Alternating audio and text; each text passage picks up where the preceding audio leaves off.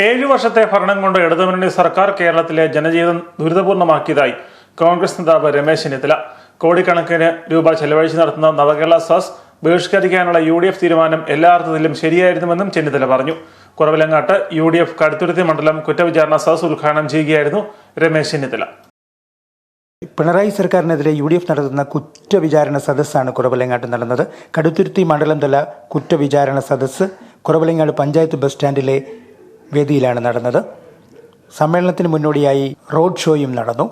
Appanchira polytechnic ജംഗ്ഷനിൽ നിന്നും bike rally ആരംഭിച്ചു.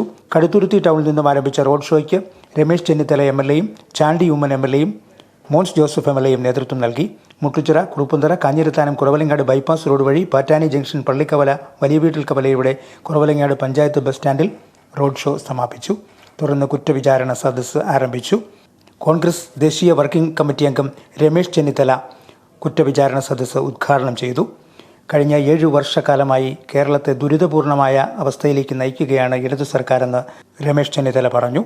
കോടിക്കണക്കിന് രൂപ ചെലവഴിച്ച് നവകേരള സദസ്സ് നടത്തിയതുകൊണ്ട് എന്ത് ഗുണമാണ് ഉണ്ടായതെന്നും രമേശ് ചെന്നിത്തല ചോദിച്ചു. നവകേരള സദസ്സ് ബഹിഷ്കരിക്കാൻ UDF എടുത്ത തീരുമാനം എല്ലാ അർത്ഥത്തിലും ശരിയായിരുന്നുവെന്നും അദ്ദേഹം പറഞ്ഞു. കോട്ടയത്ത് പാലായിൽ തോമസ് ചാഴികാടൻ MPയെയും വടക്കൻ കേരളത്തിൽ ശൈലജ ടീച്ചറെയും മുഖ്യമന്ത്രി പരസ്യമായി അപമാനിച്ച സംഭവം UDF തീരുമാനം ശരിവയ്ക്കുകയാണെന്നും അദ്ദേഹം പറഞ്ഞു. ഇടതുപക്ഷ പാർട്ടിയിലെ നേതാക്കളെപ്പോലെ മിണ്ടാതിരിക്കുവാൻ തങ്ങൾക്ക് കഴിയുമായിരുന്നില്ലെന്നും അത് പരസ്യ സംവാദത്തിനും സംഘർഷത്തിനും കാരണമാകുമായിരുന്നുവെന്നും ചെന്നിത്തല പറഞ്ഞു.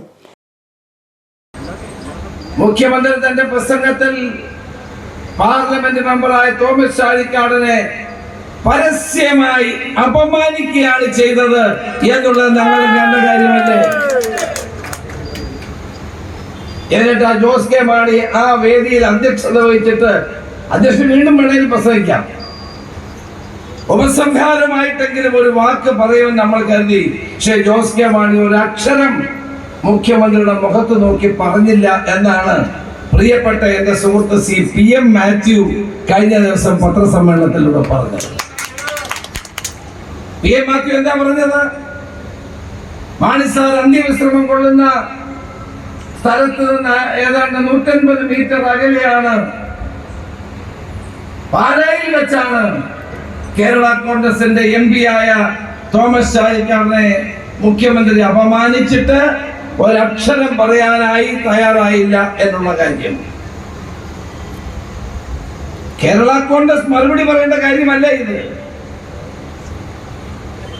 മുഖ്യമന്ത്രി ഇപ്പൊ അത് കേട്ടപ്പോ എനിക്ക് തോന്നി നമ്മൾ പങ്കെടുക്കാതെ എത്ര നല്ല കാര്യമായി, നമ്മളിത് ബഹിഷ്കരിച്ചത് എത്ര നല്ല കാര്യമായി. നമ്മളെങ്ങാനും മണ്ഡലത്തിൽ വെച്ച് ഇതാണ് പറഞ്ഞതെങ്കിൽ നമ്മൾ മുഖ്യമന്ത്രിയുമായിട്ട് പരസ്യമായിട്ട് അവിടെ സംവാദം വേണ്ടി വന്നേനെ. നവകേരള സദസ്സിലൂടെ ഒരാൾക്കെങ്കിലും മുഖ്യമന്ത്രിക്ക് നിവേദനം നൽകി മുഖ്യമന്ത്രിയുടെ കയ്യൊപ്പിട്ട് ഒരു തീരുമാനത്തിലേക്ക് ഫയലെത്തിക്കാൻ കഴിഞ്ഞില്ലെന്നത് ശരിയാണെന്നും ചെന്നിത്തല പറഞ്ഞു. ഞാൻ ഈ സദസ്സ് കഴിഞ്ഞാൽ കാസർഗോഡ് പോയി. കാസർഗോഡ് 4900-ത്തിലധികം പരാതികൾ ലഭിച്ചു. 2 ആഴ്ച കഴിഞ്ഞാൽ തീരുമാനമുണ്ടാകുമെന്ന് പറഞ്ഞാൽ 2 ആഴ്ച കഴിഞ്ഞാൽ പോയത്. അവിടെ തീർപ്പ് കൽപ്പിച്ചത് 199 പരാതികളാണ്. ആ 199 പരാതികൾ പരിശോധിച്ചപ്പോഴാണ് അതിന്റെ രസകരമായ കാര്യം മനസ്സിലാകുന്നത്. കെട്ടിയ അപേക്ഷകൾ കളക്ടർക്ക് കൊടുക്കുന്നു, കളക്ടർ തഹസിൽദാർക്ക് കൊടുക്കുന്നു. അങ്ങനെയാണ് തീർപ്പ്. ഒരാൾക്ക് പോലും മുഖ്യമന്ത്രിയുടെ നവകേരള സദസ്സിൽ പങ്കെടുത്തിട്ട് ഒരു ഉത്തരവ് കിട്ടിയില്ല. ഞാനപ്പോ കാസർഗോഡ് വെച്ചൊരു കാര്യം പറഞ്ഞു. ഏതെങ്കിലും ഒരു വ്യക്തി മുഖ്യമന്ത്രിയുടെ കൈകളിലേക്ക് തന്റെ പരാതി കൊടുത്ത് മുഖ്യമന്ത്രി അതിനകത്ത് ഒപ്പിട്ട് ഉത്തരവ് കൊടുത്ത് എന്ന് പറഞ്ഞാൽ, അത് കാണിച്ചാൽ അയാൾക്ക് ഞാൻ 1 പവന്റെ സ്വർണ്ണ മോതിരം ഇട്ട് തരാമെന്ന് ഞാൻ പറഞ്ഞു. ഇത്രയും ദിവസമായിട്ട് ആരും വന്നില്ല. ഇത്രയും ദിവസമായിട്ട് ഈ സ്വർണ്ണ മോതിരം വാങ്ങിക്കാൻ നവകേരള സദസ്സിൽ പങ്കെടുത്ത ഒരാളും വന്നില്ല.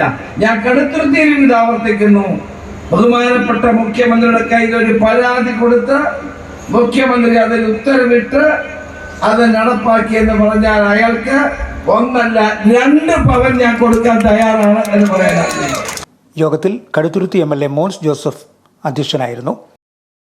ഇന്ന് ഈ സംസ്ഥാനത്തിന്റെ ജനകീയ പ്രശ്നങ്ങളിൽ യാതൊന്നിലും ഇടപെടാതെ, ജനങ്ങൾക്ക് 1 രൂപയുടെ ഉപകാരമില്ലാതെ കോടിക്കണക്കിന് രൂപ ചെലവഴിച്ചുകൊണ്ട് അഴിമതിയും ധൂർത്തും ദുർഭരണവും നടത്തുന്ന ഇടതുപക്ഷ മുന്നണി ഗവൺമെന്റിനെ എല്ലാ വിഭാഗ ജനങ്ങളും ഒരുപോലെ കുറ്റപ്പെടുത്തുമ്പോൾ, ജനങ്ങളുടെ പ്രശ്നങ്ങൾ പരിഹരിക്കുന്നതിന് പകരം ജനങ്ങളെ വെല്ലുവിളിച്ചുകൊണ്ട് നടത്തിയ നവകേരള സദസ്സുകൾ പ്രഭാത ഭക്ഷണവും ഉച്ചഭക്ഷണവും വൈകിട്ടത്തെ ഭക്ഷണവും കഴിച്ച് പിരിഞ്ഞതല്ലാതെ വന്ന ഒരാളിന് പോലും ഒരു കാര്യവും പരിഹരിക്കപ്പെടാതെ പോയ കേരളത്തിന്റെ ചരിത്രത്തിൽ ഏറ്റവും അപഹാസ്യമായ ഒരു കൂടിച്ചേരൽ. പാവപ്പെട്ട ജനങ്ങൾ മണിക്കൂറുകളോളം കാത്തിരുന്നിട്ടും യാതൊരു പ്രയോജനവുമില്ലാതെ അവരുടെ നിവേദനം പോലും ഏറ്റുവാങ്ങാൻ ആളില്ലാതെ കൗണ്ടറുകളിൽ ഉപേക്ഷിച്ചു പോയ ഒരു പര്യടനം. ഈ ജനദ്രോഹ ജനവിരുദ്ധ സമീപനത്തിനെതിരായി അതിൽ പങ്കെടുക്കേണ്ടതില്ല എന്ന ഐക്യ ജനാധിപത്യ മുന്നണി തീരുമാനിച്ചതിന്റെ ഭാഗമാണ് ഈ ജനങ്ങളെ ഇതുപോലെ കബളിപ്പിക്കുന്ന, ജനങ്ങളെ വഞ്ചിക്കുന്ന, ജനങ്ങൾക്ക് ഉപകാരമില്ലാത്ത, ജനങ്ങൾ കഷ്ടപ്പെടുന്ന സമയത്ത്, വികസന പ്രവർത്തനങ്ങൾ സ്തംഭിച്ചു നിൽക്കുന്ന സമയത്ത് ജനങ്ങൾക്ക് വേണ്ടി കാര്യങ്ങൾ ചെയ്യേണ്ട ഗവൺമെന്റ് അതിന് തയ്യാറാകാതെ രാഷ്ട്രീയമായ ലാഭത്തിനു വേണ്ടിയും ജനങ്ങൾ ഗവൺമെന്റിനെതിരെയുള്ള പേരുദോഷത്തിൽ നിന്ന് കരകയറാൻ വേണ്ടിയും ഇടതുപക്ഷ മുന്നണി കണ്ടുപിടിച്ച ഈ രാഷ്ട്രീയ കള്ളക്കളിക്ക് ഐക്യജനാധിപത്യ മുന്നണി കൂട്ടുനിൽക്കേണ്ടതില്ല എന്ന് തീരുമാനിച്ചതിന്റെ ഭാഗമാണ് മുഖ്യമന്ത്രിയുടെ പര്യടന പരിപാടിയിൽ നിന്ന് UDF ബഹിഷ്കരിക്കാൻ തീരുമാനിച്ചത് എന്ന് പറയുന്നതിൽ തുടക്കത്തിൽ തന്നെ ഞാൻ ആഗ്രഹിക്കുകയാണ്.